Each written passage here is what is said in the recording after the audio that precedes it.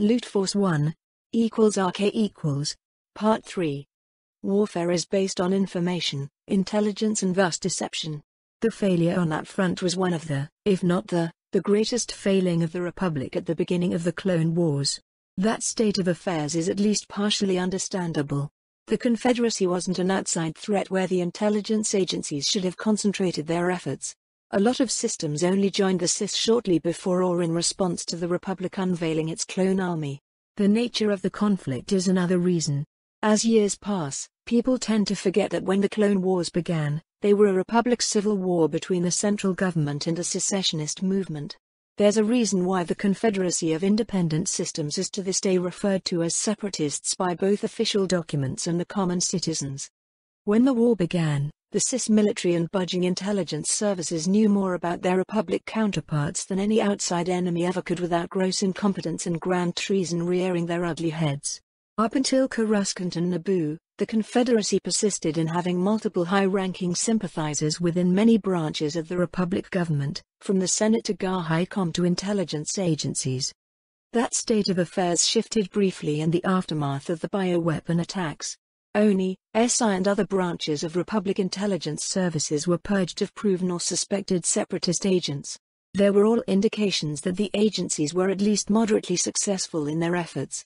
We know for sure that various Republic intelligence agents were critical in uncovering Confederate buildup at Geonosis, their plans to lay a grand trap for the Republic military and neutralizing the planetary shield generators, which allowed a successful campaign to cripple the Sith industry there for the rest of the war. Yet, most of the damage was already done.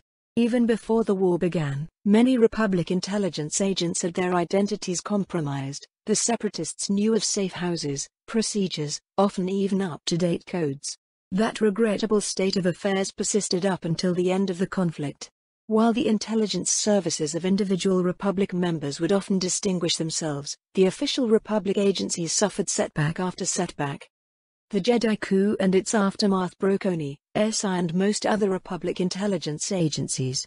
A significant number of high-placed agents, at least one director and multiple special operations groups went rogue and did their best to ensure the success of the coup. Their efforts are credited with making the assassination of Chancellor Palpatine possible in the first place by crippling GAR response and giving enough time to former Jedi Master Mace Windu to cut his way through the defenders of the Senate and accomplish his murderous mission. The consequences were predictable. Neither GAR nor the surviving Republic government could trust any intelligence agency bar the Army's military intelligence. While it was suspected that the majority of agents were not traitors, no one could afford the risk. All known ONI and SI sites were raided as soon as practical and their agents hunted down either as traitors or for interrogation to determine their culpability. In the first days after the coup attempt, many of those people on Coruscant resisted believing false information fed into their system that a GAR-backed coup was into effect. A significant number of agents were convinced that was in fact the truth after the clones went after them. How the Republic lost the intelligence war. Lena Marcel, Iriadu Military Academy. =RK = Kuwait Broadcasting Corporation Yacht Starlight. 30 light minutes from Kuwait. As you can see, we're well protected here even without Republic naval forces in system. A spokesman for Kuwait's government smiled affably at a group of journalists from all over the Corps. We're just about to pass besides the pride of the Corps, the flagship of our invincible defense fleet, he continued. The human spokesman looked slick, so perfect that Dini couldn't help it but feel he was a fake. She had seen many people like him back in the real Republic. They all promised victory in the war, that a state rotten to the core like the Empire could never triumph over a free democracy. It was a nice sentiment. One Dini used to believe in until reality intruded. As a young Padawan she fought in multiple battles. She even killed Sith who were hell-bent on killing her and destroying everything she stood for. For a time, Strum could hope that the enemy could be beaten. She knew the Sith could die just like everyone else. The Jedi was aware that they weren't some invincible juggernauts.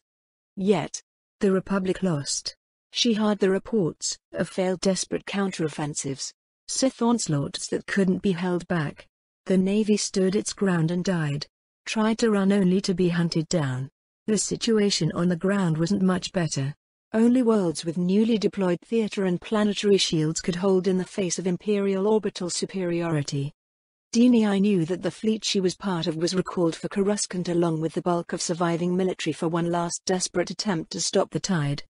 They didn't make it and had to learn from history books that the outcome they feared materialized. The Republic lost. It fractured as consequence, and only the Sith turning on each other in a time-honored fashion prevented them from claiming the whole galaxy. At least the Republic eventually reformed. It might have been glorious once centuries ago. However, the Republic DNI and the rest of the remnant found in this forsaken future was anything but. It was as bad or even worse as the Sith propaganda of her time accused it to be. Corrupted, inefficient, not really democratic. An oligarchy at best. The revelation that their chancellor was a Sith when it came. A sad smile sneaked its way to DNI's face. The Sith had won and no one seemed to notice. Or care. If it wasn't for the Separatists, themselves led by another Sith, she doubted the remnant would have found a way to change this rotten galaxy for the better. Her smile grew and she beamed at the spokesman. 2 of the Sith were removed from power, another was suspected to be dead or at least heavily wounded. Only that monster from their own time remained on the loose, and he would be hunted down in due time so he could be made to pay for all his crimes. Today, DNI would make sure the Jedi would be a step closer to stopping that madman. The time was right. She could see the pride of the Corps coming into view in the window behind the Kuat PR specialist. DNI opened her mind to the currents of the Force, and through it her perception became impossibly clear and vast. She could sense everything living on board the yacht. She pushed further and the mandator they were approaching was within her awareness. The Jedi Knight gathered the Force within herself and blazed like a beacon. She pushed everything she could perceive through her connection with her new master, Parian, and looked at the spokesman. The Force sang through her and all she could feel was euphoria at her feet. "Sir," DNI Strum, ORR. "May I ask you a question?" the Jedi asked in an excited tone. "ORR? I'm afraid I'm not familiar, young lady." "Please, do ask, but quickly. We're almost on top of the Pride." The spokesman gave her a condescending smile. "How secure do you really think you are? Do you believe that your navy could protect Kuat from justice?" DNI asked of the cameras and everyone looking at the live broadcast. "Of course we are." The affable smile never left the man's face, but his eyes narrowed at DNI. "We've got all 7 Mandator Star dreadnoughts deployed in system. The Separatists threw their worst at us and bounced. They hadn't made any further encroachments in the Corps ever since our navy evicted them." "Is that so?" DNI smirked and pointed at the window. 100 short-ranged assault transports piloted by Jedi exited hyperspace on top of the Mandator. In an impossible feat of piloting and coordination, they flew at the gargantuan battleship and landed before its defense systems could be released to engage them. They landed into open hangars or next to access points that DNI managed to divine and sent to her new master along with the precise location of their target. "I'm not convinced." DNI smiled. Her connection with the Force faltered and she stumbled to her knees.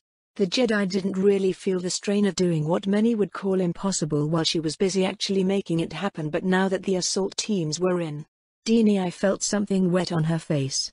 She raised a hand to her cheek to touch it and looked at her fingers. They were red with blood. "Huh?" She didn't feel pain. Her eyes rolled back and DNI collapsed on the deck. No one really noticed. Everyone in the compartment was too busy staring through the window and making sure their cameras were catching everything. == Part 4.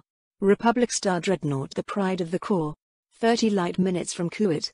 A pang of regret lanced through Gerard Parian's heart when he felt his new apprentice lose consciousness.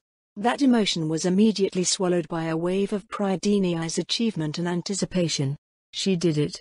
His strike groups were hitting their targets thanks to Strom's sacrifice, and he was going to make it all count. The assault transport slammed into the dreadnought's hull with a dull clang and its ramps were blown off by carefully placed charges to ensure fast disembarkation. Parian walked out into open space on the heels of his soldiers and the Force was with him. Her power pulsed in tandem with the beat of his heart, and her soothing caress made the pain of losing his wife a distant, bearable thing. Even arranging DNI's part into the operation no longer stung. It was merely what had to be done to bring down the corrupt, twisted image of the Republic that mocked the sacrifices of everyone who ever fought, suffered and died in the name of freedom. Now Gerard had to simply ensure that the sacrifices of his own people counted. That much he could do. The will of the Force was his will, her might, He could wield it for as long as his body could handle it. The Jedi Master raised his hands and his power surged around him, obeying before he could even finish the gesture. 10 Guardian turrets were swinging around and aiming to erase him and his men from the face of the universe. There was no sound in space, yet Gerard could swear he heard the screech of tearing metal when his telekinesis tore the weapon emplacements from their cradles and let them drift past the slowly moving Star Dreadnought. Although was all it took, and the heavily armored hatch providing maintenance and DC access to this part of the outer surface was assaulted by his telekinesis. Mere metal, even the unnaturally tough alloy making a capital ship's armor was no match for the might of the Force. The hatch followed the turret's example and flew away in a heap of crumpled metal. Perian's men were already jumping in, using their armor's inbuilt repulsors to propel themselves into the ship. He simply walked after them, taking a moment to check how the initial assault was going. Gerard smiled when he could vaguely sense all his Jedi, even Dini, though her presence was very faint. If she survived the backslash of overstraining herself, he vowed to go back and retrieve her no matter what. Then there was no more time for such sentimentality. The Jedi Master was into the pride of the Corps and he had a ship to hijack. No alarms yet? The oldest member of his strike team asked incredulously. No? Gerard paused for a heartbeat once his armored feet touched the deck. Indeed, there were no alarms blaring within the Mandator. The only doors which were closing were the comparatively light bulkheads meant to contain atmosphere, not the much thicker armored ones. That oversight was immediately corrected by the crew, and red lights began to flash the length of the corridor the strike team used for insertion point. That's better. Another commando nodded. Even if this Republic was the enemy, seeing any kind of sloppiness by the people sworn to protect it grated to those who spent decades fighting the Sith to preserve their way of life. It was almost as bad as figuring out that this Republic was a democracy in name only.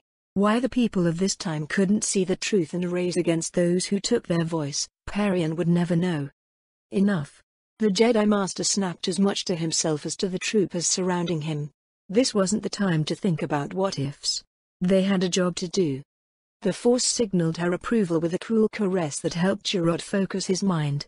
Perian sheathed his will within the endless ocean of power at his disposal and jogged in the direction of the CIC. He didn't need to make a single gesture to help himself channel the Force. She simply obeyed Perian's intent, and every pulse of power passing through his body strengthened his determination. The first set of armor doors simply tore apart at his approach as if they were made of wet rags. A group of Witless crew had just a moment to stare at the running apparitions before vacuum sucked them along with the precious air and warmth keeping them alive. They bounced off invisible barrier and flew above and around the intruders without hitting or even slowing them down. 300 meters and 2 more armored doors later, Perian met the Fur's real resistance. A squad of lightly armed Quati tried to stop his advance. The Jedi Master glared at the obstacle. The Force pulsed after reading his intent, and they were all crushed against the floor. Gerard had forgotten how good it felt to be in combat. The only regret he had was the lack of worthy enemies. These poor bastards crewing the ship? They had no concept what he unleashed upon them. Perian and his Jedi were done hiding. No more holding back. This was the war for the Republics, no, the galaxy's very soul, and they had to win, no matter the cost. RK equals CIC, Republic Star Dreadnought, the pride of the Corps. 30 light minutes from Kuwait. Captain, we've got intruders in all hangars. Multiple breaches 130 of the outer decks. We just lost contact with the fleet. Jamming devices attached to our hull are compromising communications. Attempting to compensate. We've lost sections of the Guardian network. We can use that information to pinpoint the insertion points of the borders. That's what I want to hear. Secure all critical compartments. Dispatch security to all suspected breaches. Lock down my ship. Admiral Bear Gillian hissed in a passable basic, a respectable achievement for a Bith. His species was infamous for usually being unable to properly talk the language, if they were able to pronounce most of the correct sounds at all. Calms, burn through the jamming. Find out if there are other ongoing attacks. Keep the Guardian up and make sure we don't get any more uninvited guests. This has to be a distraction. A few thousand soldiers at worst, they have no prayer in hell of capturing this ship. Look for enemy reinforcements. If you have to, dispatch small craft to raise the rest of the fleet. Gillian's words finally shook his command crew from the stunned disbelief that someone had the sheer nerve of boarding the Pride of the Corps in the middle of their own home system. It took them precious moments, but soon everyone was acting with the efficiency the Admiral drilled into them in the past 6 months since taking command after the Mandator's refit. "Sir, you need to see this. The intruder's a Jedi." A disbelieving voice rang clear across the CIC. "Jedi? What are those madmen doing on my ship?" Gillian's own tone wasn't much better. Wasn't the mess they did on Coruscant and Corellia enough? Did they come here just to make sure Kuwait felt included or something? The Admiral walked briskly to the console where a Marine lieutenant was overseeing the status of the ship's internal security. Multiple monitors showed pictures of the boarders. They all wore sleek advanced-looking armor of unfamiliar design, carried heavy weapons as if they were toys, and each group was led by a lightsaber-wielding maniac. What's worse, they were simply tearing their way through anything standing on their path. Reinforced blast doors were either cut through by energy blades, breached with heavy-duty shaped charges, or worse, here and there a Jedi simply raised a hand and the armored alloy was torn asunder by invisible force. 3 Marine platoons converged on an enemy force a quarter of their number, and 15 seconds later they were either dead, dying, or sent running. Only a single intruder was left behind, and another seemed to move a bit slower than the rest, but that was it. "Make sure security breaks out the heavy weapons. Pull up a schematic with their progress," Gillian ordered. A dull sound echoed through the CIC. "DC, what did they do to my ship?" the Admiral growled. That's impossible." The commander in charge of coordinating damage control stammered. "I've got them on camera, sir," the Marine LT whispered. His tone was a mixture of awe and disbelief. Gillian was sure he heard a hint of fear in the young man's voice. Another rumble echoed, and the Admiral felt the slightest of tremors below his feet. Then another. He looked back at the monitors in front of the lieutenant and stared. There was a large jagged hole in the deck. The image changed. Another corridor, another pit torn into its floor. "Sir, that's right above us, 17 decks." The lieutenant swallowed dryly. 16 now. "Security to the CIC." Gillian's voice was hollow. This was surely impossible. Even Jedi couldn't possibly. Thump. A metallic shiver followed by a quiet scream of alloy being torn apart. "Transfer control to the bridge. Captain Hawkins has command. Have the secondary CICs ready to assume command if necessary. Lieutenant Allah, find us a safe route to evacuate." Gillian found his voice, though it was a dry, parched thing. "Admiral, we need to leave, now," the lieutenant exclaimed. The deck below them shook, and all Gillian could hear was abused metal screaming. The lights flickered, then went off, only to be replaced by dull orange emergency. A deafening screech of tearing metal made the Admiral and everyone else grab their ears and collapse in pain. The ceiling twisted as if it was made of jelly, and something was funneling it away. Gillian's hands went for a sidearm he no longer carried with him, and he was left to helplessly watch as armored figures simply jumped through the brand new hole in the ceiling. One of them made its way straight for the Admiral, and he suddenly found himself suspended in midair. The monster raised a hand and placed its armored gauntlet on Gillian's face. The Admiral felt as if he was submerged into a freezing pool. His awareness narrowed until he could only perceive the figure standing in front of him. Gillian tried to speak, to scream his defiance. His efforts were met by grim amusement that was shortly replaced by cold, pitiless anger. The Admiral felt something cool touch his mind, but that was surely impossible. Right? The touch turned into 1,000 stabs that sent pure agony through his very being. Gillian tried to scream, but he found out that he had no voice to scream with. He felt his very being unravel. Secrets he was sworn to protect unto the grave were torn off from his mind. Command codes, procedures. Everything this monster needed to take over Gillian's ship. The Admiral struggled. Tried to fight despite feeling such agony that even thinking was almost impossible. It didn't help. The pain increased.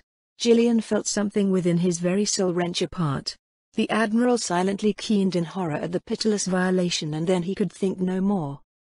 =RK=. Perion discarded the empty shell that used to be Admiral Baird. Gillian noted that his people had exterminated the CIC's crew and were securing all entrances, and nodded in approval. He closed his eyes and knelt to the floor. It took him few moments to center himself after tearing through the Admiral's mind. even longer to achieve equilibrium with the Force. After all the raw power he channeled to get to the CIC this fast, and only then he could muster the concentration for what had to be done next. Controls on multiple stations began moving as if on their own accord. Command codes entered the Star Dreadnought systems, and slowly but surely the pride of the core network was compromised from within. The bridge was physically cut off from the network, leaving it with access to just its surrounding decks and thus mostly harmless. If only engineering could be secured before someone could scuttle the main reactors or primary engines. Perian smiled in relief. He guided the Force around himself and spoke into an open channel to engineering using Admiral Gillian's voice. He had the correct codes. Those who could contradict his version of events were cut off from engineering one after another. There were multiple strike teams racing to secure the main reactors, and Gerard hoped he bought them enough time. To his relief, the Force surrounded him in a soothing, cool embrace. He did all right, surely. Loot Force 1 = RK = Part 5. Senate Chamber. Senate Building. Coruscant. There was no luck. There was the Force, competent enemies and treacherous allies, Obi-Wan thought. In the past 10 hours everything his wife and political allies worked for during the last couple of weeks went out of the airlock. The raid on Victor Industries, which culminated in a ground detonation of a capital-grade concussion missile in the heart of one of Coruscant's industrial zones, was bad enough by itself. Leaked footage of Jedi and what might have been a Sith leading the attack, if the color of their lightsabers and the use of lighting was anything to go by, was a disaster on all levels.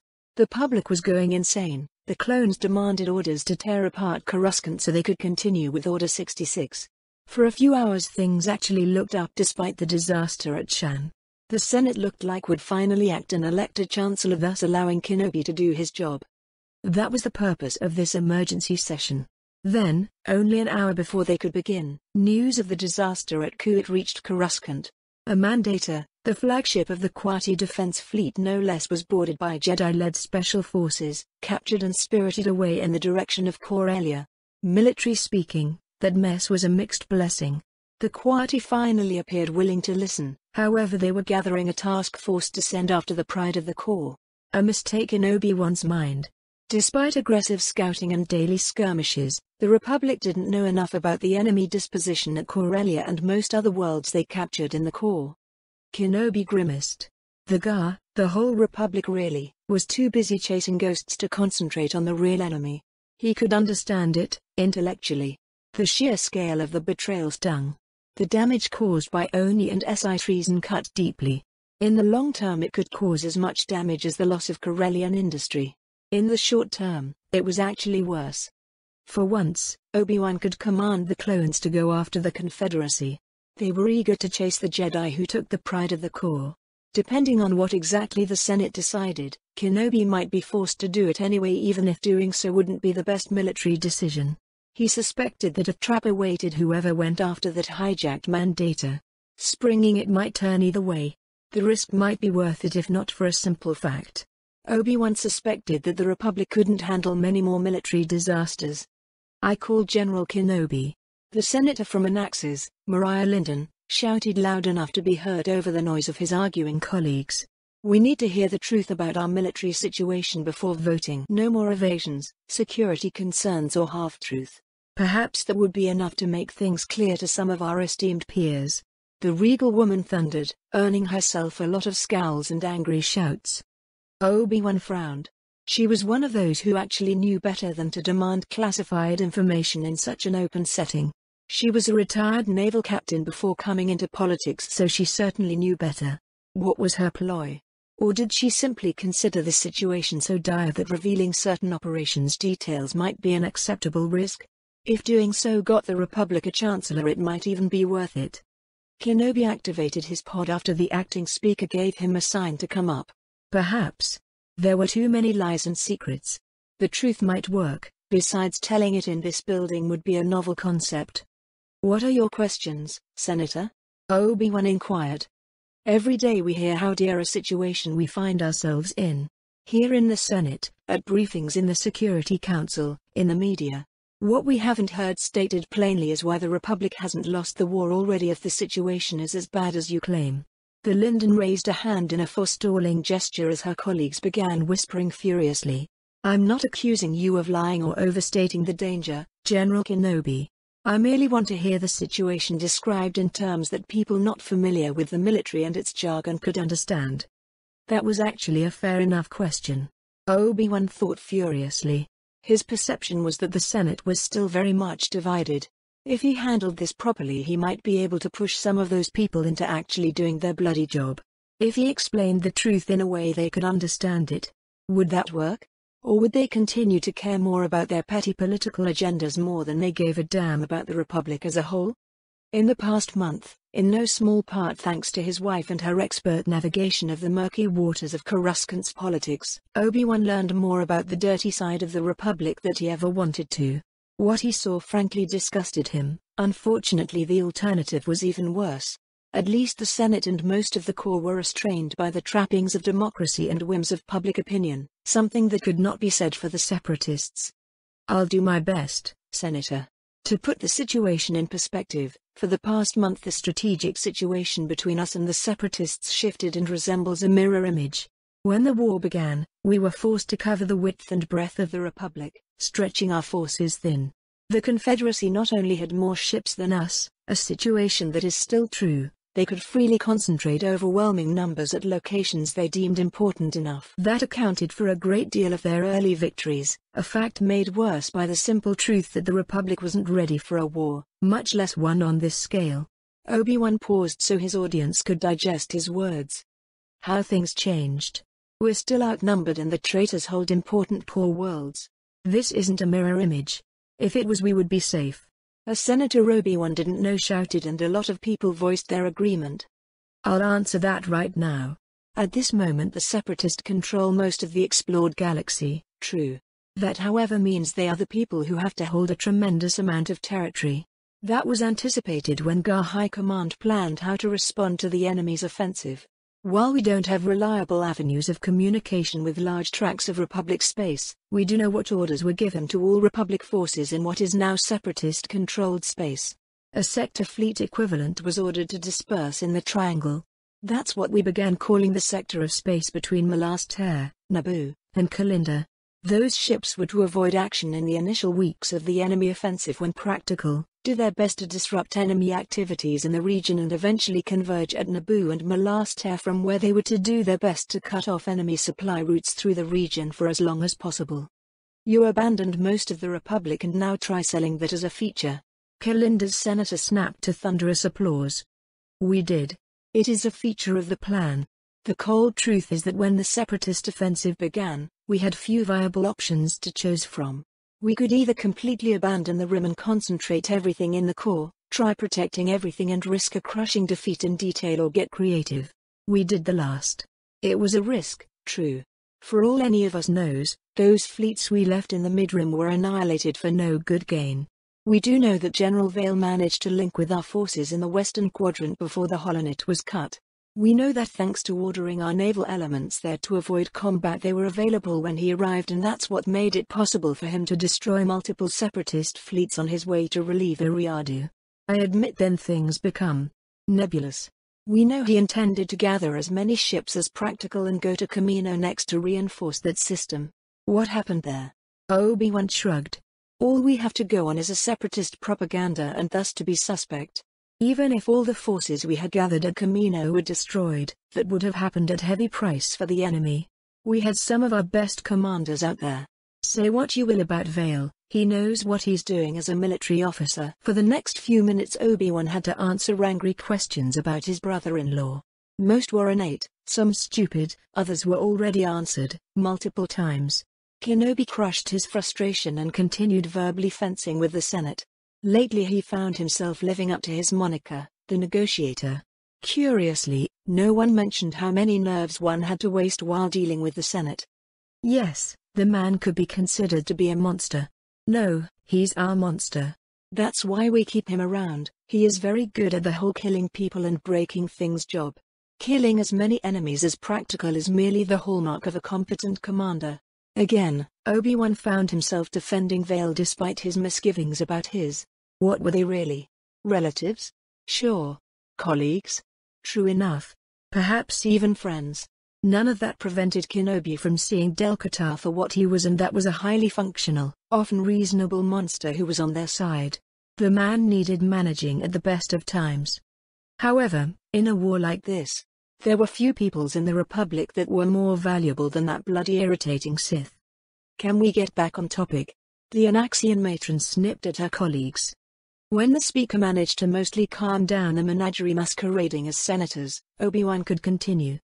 As I was saying, the Separatists are forced to cover a great amount of territory with forces that would be better used elsewhere, if they could afford it. As far as we know, the Confederacy needs to defend its border with our holdings in the western part of the galaxy, perhaps dedicate fleets for further strikes in the region and especially Ariadu. The same goes for the Triangle. Another staging ground was supposed to be Vergesso, but we know little about what happened there. Vale and our forces at Camino were either destroyed or are still a threat the Separatists would have no choice but to honor. The same goes for our holdings on the edge of Hutt space. The last we heard, Rishi, Manda and Pastille are still holding, and most of our naval assets in that region converged there before the Separatists could annihilate them. Old Padron is another stronghold that held as of 2 weeks ago when we last heard from Hutt space. In the central region of the Mid-Rim, everything we have left, about half a sector fleet, is divided between Lantos and Lorans. They are cut off and ordered to hold out as long as practical, and if the opportunity present itself, make a break for Pastille if it's still in friendly hands. In the east, the lines have stabilized. With the exception of Kashyyyk and Mandalore, where we've got expeditionary forces cut off and out of contact, we're holding the line. While there are raids ongoing in both directions, we're confident stopping any new enemy offensive before it could break through to any vital strategic systems. We're fairly confident that barring another major disaster we can contain the enemy for the time being. Having the clones ordered to cease their fascination with Order 66 by the next Chancellor would allow us to actually go on some limited offensives while preparing to push the enemy out of the core. Why would the Separatists wait? Confederate and GAR forces in the core are at a rough parity. We do have the advantage of multiple system defensive fleets ready to counter any enemy advance that aren't a part of the nominal Republic Navy. If they were, combined with the clones receiving a direct order by the Chancellor, our situation would improve tremendously. As I said, the Separatists can't freely concentrate their superior numbers without leaving their rear areas exposed to the forces we've got outside of the core and the east part of the rim. As long as those units exist and their supplies hold, they tie down numerous enemy ships. More than would be damaged or lost if we had simply ordered those ships home or a futile last stand. Kenobi gladly noted that at least few senators were actually listening to what he was saying and not dismissing his words outright. How can we replenish our troops without Camino's clones? The senator from Hutt demanded. New volunteer formations coming online has helped a lot, but it would be at least 2 to 3 more training cycles before we could begin to fully replace the source of clones we lost when Camino was cut off with regular soldiers. At this time I can't promise a swift resolution of this war. With the loss of Corellian industry and a source of ready reinforcements, I can't with a clear conscience even guarantee an ultimate victory. Our estimates are that currently the Republican Confederacy are roughly equally matched economically. While we still do have larger overall industry, the Separatists have a huge advantage of easily accessible resources in the regions they captured, which equals things in the medium to long term. What I can promise is a reasonable chance of victory, if the Republic stands together and allows us to do our jobs. Thank you for this summary, General Kenobi. The woman from Anaxes smiled wryly at him. Can you tell us what happened at Kuwait? That was a thorny question. The accident is still under investigation by Kuwait's Navy. At this time we have a limited amount of information to go by. My professional opinion is that the pride of the Corps' crew was caught off guard and overwhelmed by Jedi-led commando units. I still haven't received a satisfactory answer why the ship wasn't intercepted and its way physically blocked to prevent it from entering hyperspace once control was lost. The few reports we received at GAR HQ on the matter are contradictory and incomplete. As you know, currently our intelligence services are crippled. While we're doing our best to restore lost capabilities and mitigate any damage caused by the traitors, doing so takes time which we may not have, as the raid at Shan demonstrated. I'm not comfortable in speculating without having access to better information on what exactly happened at Kuwait. This would be all, General. I call for a short recess to think about what General Kenobi reported before voting for a chancellor. Equals RK equals. A few minutes later, Obi-Wan was sitting in a secure room beside his wife with Senators Organa, Amidala and Mothma in attendance. "Do you think they will finally do it?" Kenobi asked.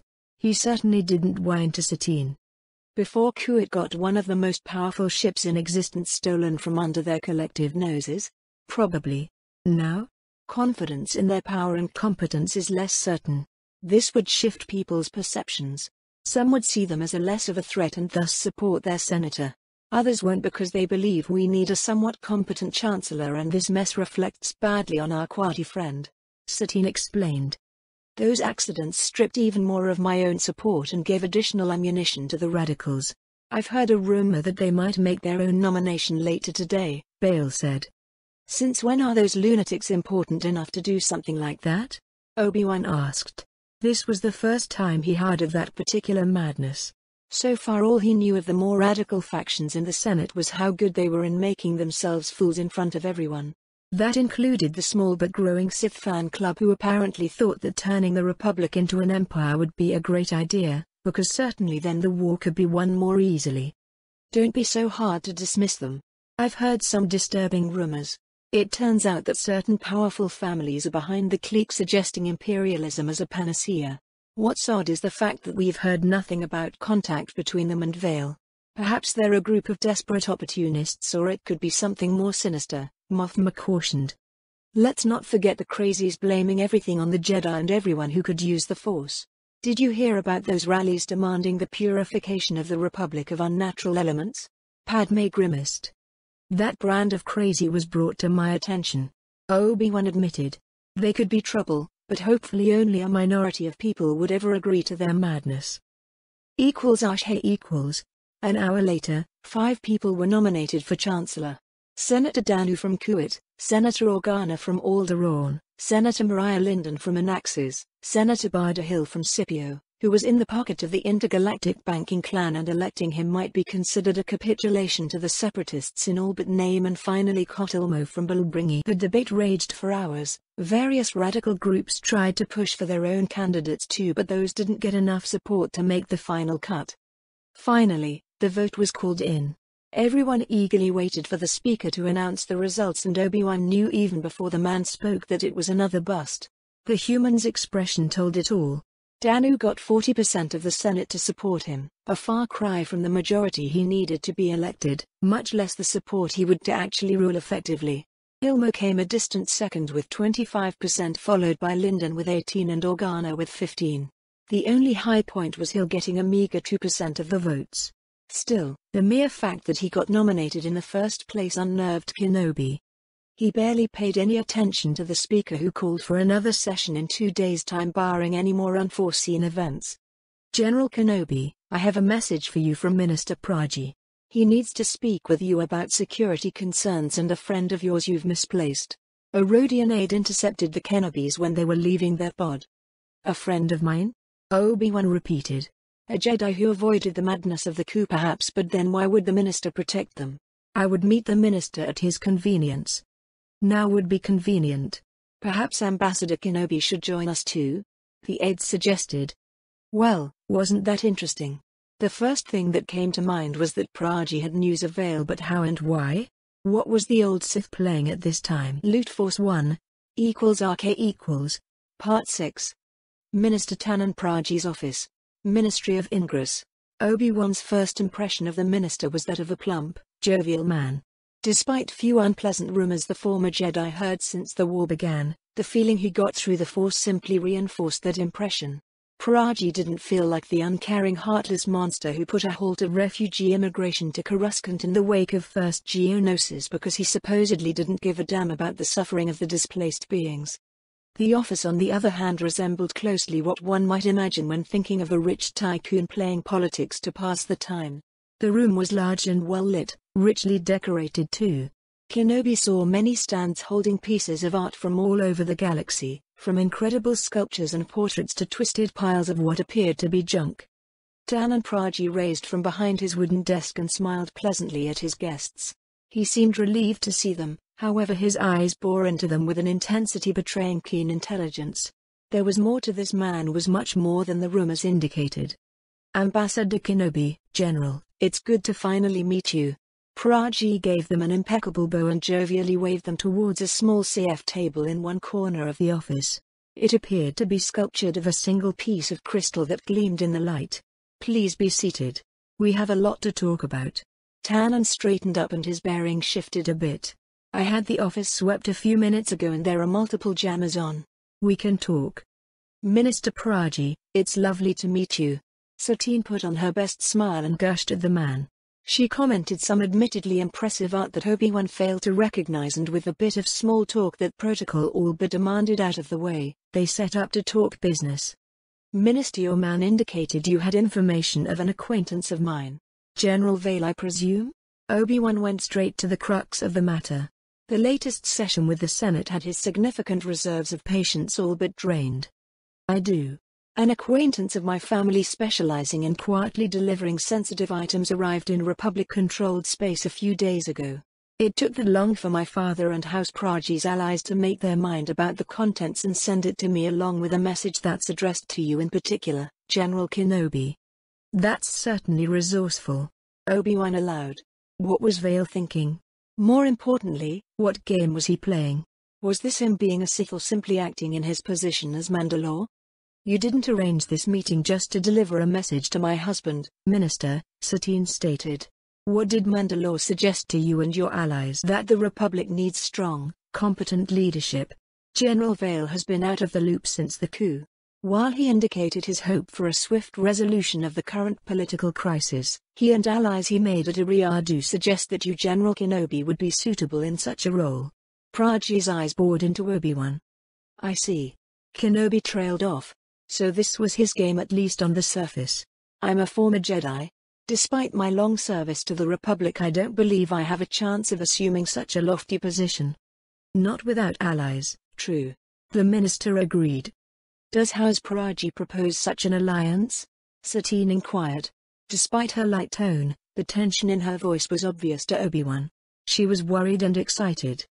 Houses Praji, Dral, Marty and Tarkin among others are ready to offer their support in exchange to certain concessions. The same concessions we had arranged with Chancellor Palpatine. Praji didn't waste any time by mincing words. It was probably Kenobi's new status as a Mandalorian and Supreme Commander of the Republic Combat Forces. This, while certainly unexpected, is a pleasant news, Minister. Mandalore hasn't been discarding his duties to his people, I see, Satine said. It took Obi-Wan too long to register his wife's words. His mind was busy processing what Praji just told him, especially the bit about deals with Palpatine. Despite evidence that the former Chancellor was in fact a Sith, a part of Kenobi had hoped that he had been somewhat similar to Del-Qatar, not necessarily out to get power and crush the Jedi as a matter of course. No evidence had been recovered yet to indicate that Palpatine had been anything that he appeared to be, a Sith hiding in plain sight in order to avoid Jedi repression. Even his dead man's switch could be explained as a gift intended to fix the corruption in the Senate if he was removed from power.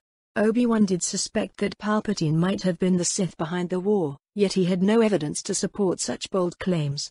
With Vale, Dooku, those other old Republic maniacs running around, Kenobi didn't know what was true anymore.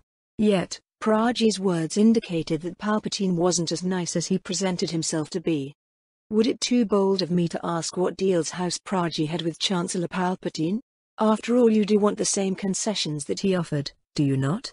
Obi-Wan had to use every trick he learned in his years of negotiations all over the galaxy to keep himself outwardly calm and collected. We expect increased autonomy, trade concessions and security guarantees when you reform the Republic. Places in the government for at least few competent members of our houses. A voice at the table when important policy decisions concerning us are made. Praji explained that the Jedi and Obi-Wan was spluttering in outrage. Doing so would be nepotism, corruption and subverting democracy itself. That might be possible, Satine said before Obi-Wan could formulate a denial. Please enlighten us about your deal with Palpatine. What did he hope to achieve with your support? Let's put our cards on the table, Minister. Obi-Wan shot his wife a glance but kept his expression carefully blank. He needed to hear what Palpatine had been up to. He had to know what price he might have to pay if he wanted the deadlock in the Senate broken, even if it meant that he became the next Chancellor. If Obi-Wan was honest to himself, his faith in the Senate was all but destroyed lately. He found it harder and harder to find reasons to keep following their barely existing lead or acknowledging their authority. That was a very dangerous state of affairs and a slippery slope he was sliding down upon. Unfortunately, Kenobi couldn't see good alternatives that wouldn't make things even worse. Vale, Praji and the minister's clique of allies. Obi-Wan might have to make another deal with the devil in order to protect the Republic from itself. He wondered for how long that would be enough. How long before he lost himself? He was figuring out that the way to moral ambiguity and darkness didn't necessarily lay at a single crucial decision. It could be cheerfully walked by doing small compromises with the best of intentions, because the alternatives were much, much worse. After the Naboo crisis, the first one, Senator Palpatine began approaching various power blocks with feelers. He wanted to prevent such a disgrace happening again and found out the truth. Praji spoke after pondering Satine's request for a few seconds. "And what truth did he find?" she asked. The deadlock forced by the Trade Federation wasn't a failure of the Senate. It wasn't a subversion of the system as many still claim. Praji frowned. "Ambassador, you're from Mandalore. I hear that most of your closest allies since arriving on Coruscant are among the more, shall we say, idealistic crowd except Amidala. How much do you really know about how the Senate and the Republic for that matter really work?" "I'm well versed in the legalities of the matter. I'll admit that my familiarity with the various factions in the Senate and government aren't yet as good as they should be. A significant part of my information is now obsolete after so many senators were removed from power either due to separatist actions, the coup or investigations. However, I find it curious you don't include Padme Amidala with the idealists. You could argue that I'm one too." Satine smiled demurely. "You wanted me to speak plainly. Do you really want me to believe that Queen Amidala, now Senator Amidala, wasn't on in and backing Palpatine?" Praji made a great show of rolling his eyes. "I think we've got a failure of communication here, Minister. I'm getting the suspicion that Palpatine did a great many things that Senator Amidala wasn't aware of." Obi-Wan intoned. There was no way Padme supported Palpatine if she knew he was a Sith. She had been one of the opponents of him gathering so much power in his hands. This was the first time Kenobi figured out that most senators wouldn't see it that way. Did they really perceive her actions as a mere act to gain popular support and sympathy? Perhaps even get an in with Palpatine's political opponents? That theory actually made a great amount of sense. If you want to play it that way, let's pretend that the former senator from Naboo and the chancellor for the past decade worked around his own government and without their support. Praji snorted at a notion he clearly saw as ridiculous. Palpatine has been making deals with every important government in the core for over a decade. How do you think he got all those amendments and laws increasing his power through the Senate? At the very least he aimed at a reformed republic led by a very powerful chancellor. For that to happen, he needed support, and not just the Senate but the people whose interests the senators represent. This comes back to my earlier question. Ambassador Kenobi is from the Rim and you, General, are a former Jedi. You might well know the legal way the Republic is supposed to be run. I didn't ask about that. I'll repeat myself, how much do you really know about how this government works? Why it works? I'm inclined to believe that whatever we think we might know won't align very well with reality, Satine said in a thoughtful tone. I'll admit we're aware that there are currents below the surface that baffle us about the way the Senate has been acting for the past month. What we know of the factions and people involved. A new chancellor should have been elected a couple of weeks ago at the very worst. The Senate simply isn't functioning, and good enough reasons as to the YSK pus. Is the Republic that rotten and corrupt? Satine asked bluntly. I expected the last question from the general. Praji smiled briefly at Obi-Wan and shrugged. To answer your question, it depends how you look at it. You see the current situation in the Senate and assume the obvious, that the system is broken and needs fixing. The same is true for what happened during the Naboo crisis. The truth of the matter is different. The Senate, the whole Republic, they work as designed. There are no tools for a quick and clear resolution of certain issues, and that is intended. The why, well, that should be obvious. So obvious that people often miss it. I'm certainly missing it. Obi-Wan frowned. You'll have to do better than this if you want our continued support, General Kenobi. Praji chided gently. Perhaps it couldn't be helped given your sheltered upbringing. The answer is simple. The local governments, The important ones with real say in the Senate would never allow it under normal circumstances. For most intents and purposes, Naboo was and still is an insignificant rim world. It's only their location and the cheap plasma they mine that made it possible for them to be relevant. They crossed the interest of certain core worlds and got invaded in response. It wasn't a coincidence that the Senate failed to respond. The truth is that the Republic is dominated by the interests of the core. The core has the industrial, economical, political and military power along with more than half the population of the whole Republic. And our Republic is a democracy when all is said and done. The senators represent the interests of their governments, if not necessary those of their people. Ever since its establishment, the core worlds were the ones setting the tune, so to speak. They built the Republic, their representatives vote for laws that guarantee their interests. You see the pattern, right? Then how was Palpatine able to gain so much power? What did he get from the deals he made? What did he offer? Satine shrewdly asked. Power. Many worlds in the Rim had been growing in all respects over the thousands of years since their establishment. It was still some way off, perhaps decades, perhaps few centuries, but when the general demilitarization of the Republic, coupled with distance and the need of the worlds of the Rim to build up their forces to fend off outside threats, an unpleasant trend made itself known. Dooku and his separatists merely jumped the gun, so to speak. Palpatine proposed a reformed, powerful Republic. He offered more power to both individuals and governments, the continued primacy of the core over the rest of the galaxy. The first attempt to do something about the perceived danger was the Katana fleet, but when that disaster happened and separatist tendencies increased, people suddenly became quite interested in what Palpatine could offer them. Just as Palpatine intended. Listening to Praji, Kenobi had no more illusions about the former Chancellor. The Naboo crisis, everything that followed, it had been arranged by Palpatine in order to consolidate power. He played on the fears of the core, offered members of their governments power and security. Through Dooku helped engineer a threat that would make it all possible in his lifetime. Oh, Palpatine's actions still could be a response to the Trade Federation's invasion. There certainly was no proof of the contrary, but something deep in Kenobi refused to believe it. Too many powers made deals with Palpatine. Things were falling into place and Obi-Wan hated the picture that was emerging. All those amendments and laws the Senate passed to increase his power, they're very much on the books. Very real, and whoever's the next chancellor would have near dictatorial powers from the moment they are voted in. The people you represent, the rest of the core's governments, they won't have deals in place to ensure the chancellor keeps their interests in mind. Yes. Danu, for example, with Kuwit's backing, he'll be practically a dictator and could act freely without restraint. At this juncture, I can guarantee that the majority of senators have firm instructions what kind of chancellor is acceptable. A powerful independent one who can actually run the Republic doesn't meet that criteria. Praji confirmed Obi-Wan's fears. You want my husband to replace Palpatine? To make the same deals, give you what you were promised, Satine concluded. That's what your Mandalore suggests. He wants control of the military and offers you the political reins of the Republic. With our support that could happen. You will get a working Senate, the tools you need to win this war. We get what we want too. Praji nodded. And cruff the rest of the galaxy, Kenobi whispered.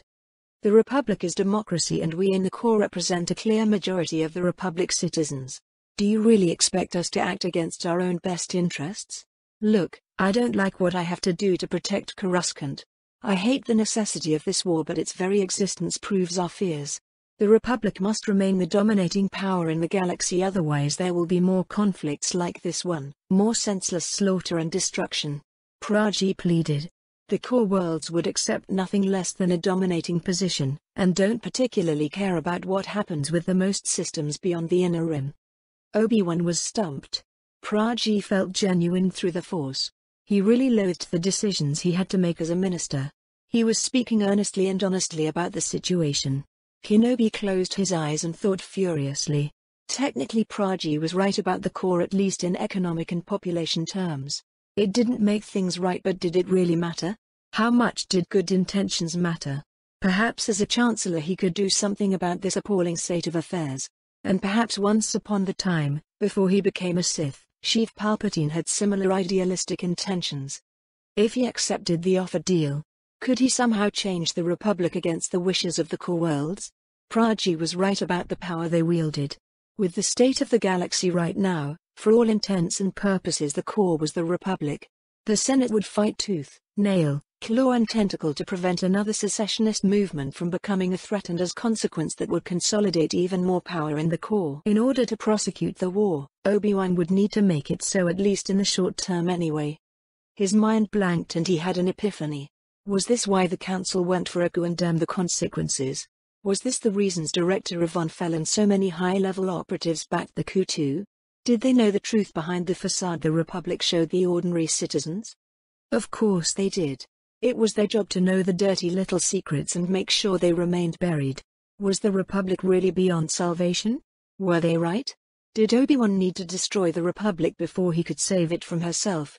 If what Praji obviously believed was in fact mostly true, that very well might be the case. If Kenobi went in this scheme, his actions might be the death knell of democracy. He would be a dictator in all but name. He would have the power to change things, just not what truly needed to be changed to fix the Republic. Perhaps Vale was right. Was a benevolent empire the answer? Obi-Wan froze. Where did that thought come from? He was a Jedi. He was sworn to protect the Republic. Freedom and democracy. The fact that the Council in their infinite wisdom kicked him out of the Order didn't change that fact. Frustration and anger grew within Obi-Wan. Did this kind of democracy was worth of his protection? What good did it do the galaxy? But that was the rub of the matter, wasn't it? It wasn't about what was good of the galaxy, nor the whole Republic. Where did his allegiance lay now? The Republic? Mandalore? His wife? Certainly. The people under his command who he vowed he wouldn't fail again after Ryloth. Things were supposed to be simpler. He was a Jedi. Figuring out what was right shouldn't be this hard. What was happening to him? Was the Council right? Did Vale corrupt him already?